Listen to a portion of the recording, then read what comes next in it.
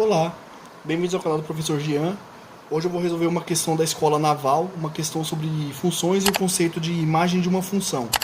Então a questão começa falando o seguinte: o conjunto imagem da função f de x igual raiz quadrada de 16 menos x ao quadrado mais x ao quadrado menos 16 é... Temos aí as alternativas, alguns intervalos, alguns pontos. Nós vamos ter que analisar e definir qual é o intervalo ou conjunto de pontos que satisfaz a imagem da função f. Bom, para começar a resolver essa questão, eu vou chamar de raiz quadrada de x ao quadrado, de 16 menos x ao quadrado de uma função g. E vou chamar raiz quadrada de x ao quadrado menos 16 de uma função h. Eu vou obter aqui um conjunto de pontos, aqui outro conjunto de pontos. E o que eu quero no final é tomar a intersecção, ou seja, o conjunto dos pontos que satisfaz tanto a função g, que está tanto na imagem da função g, quanto na imagem da função h, certo? Lembrando, o que é mesmo a imagem de uma função? Se eu tenho aqui um conjunto A, e tenho aqui um conjunto B, e uma função f, que relaciona esses dois conjuntos, por exemplo, se eu tenho aqui alguns pontos que eu vou chamar de A, B, C e D, e no conjunto aqui de chegada eu tenho outros pontos aqui que eu vou chamar de A', B', C', D', E', F' e assim sucessivamente. A imagem dessa função f, é o conjunto dos pontos que, através da função f, associam algum ponto do domínio. Por exemplo, se eu tenho esse seguinte esquema aqui, ó. Então, ó, o B', ele é f de A'. Então o B' ele vai estar na imagem, porque ele é f de alguém lá do domínio. Então o B' está na imagem, o A' também, porque ele recebe uma seta de alguém lá do domínio. Então o A' está no domínio, o E' está no domínio, e o F' está no domínio não, perdão, na imagem da função. Perceberam? Aí o C' não está na imagem, ele está no contradomínio, mas não está na imagem. Então a imagem é o conjunto de todos os pontos que, através da função f, associam algum ponto do domínio. Essa é a definição de imagem de uma função, a grosso modo. Então, nós temos aqui, ó, a nossa função g. A nossa função g de x, ela é dada pela seguinte sentença, ó, raiz quadrada de 16 menos x ao quadrado.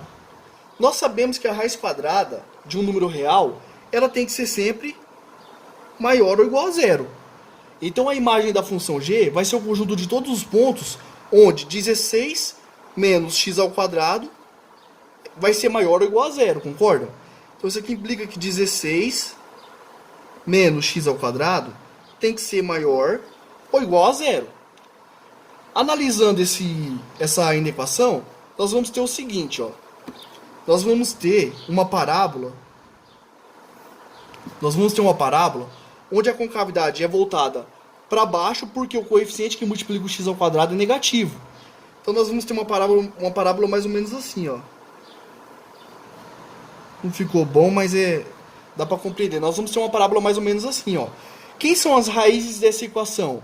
Bom, se nós trabalharmos com essa equação aqui usando a igualdade para nós determinarmos quem são as raízes, nós vamos ter que x ao quadrado é igual a 16. Ou seja, extraindo a raiz quadrada em ambos os membros, nós vamos ter que o x ele vale mais ou menos 4. Ou seja, x vale menos 4 ou x vale 4. Inclusive os pontos menos 4 e 4, né? Porque nós queremos que a nossa função aqui ela seja maior ou igual a zero. Então, ó, do estudo da função quadrática, nós sabemos que quando a função tem concavidade voltada para baixo, ela é negativa para fora da parábola e é positiva entre as raízes. Então, os valores onde a nossa função é maior ou igual a zero são esses valores que estão no interior da parábola, digamos assim. Certo? Então, nós temos que x ele é maior ou igual a menos 4, porém é menor ou igual a 4. E a nossa função h? A nossa função h de x,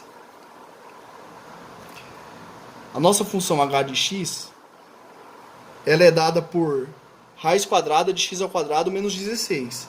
Então, raiz quadrada de x ao quadrado menos 16.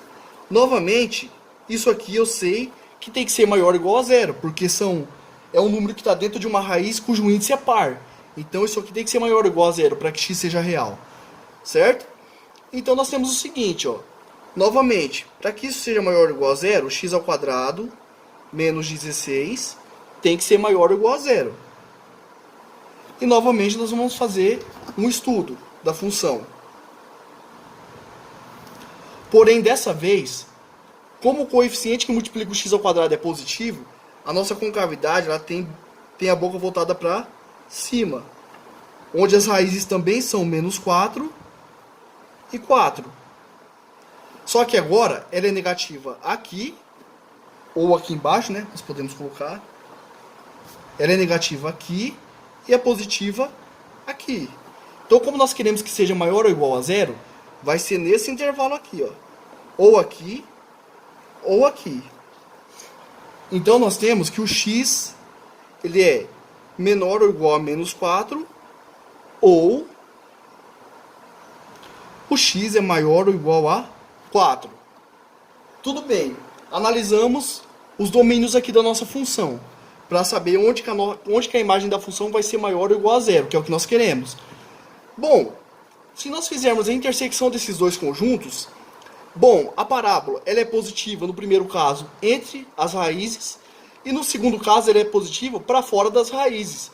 Ou seja, o único ponto que vai estar na intersecção são os pontos 4 e menos 4, certo? Então, ó, os pontos 4 e menos 4, que fazem parte do domínio da função, são os pontos que vão fazer tanto a primeira raiz quadrada ser maior ou igual a zero, ou a segunda ser maior ou igual a zero.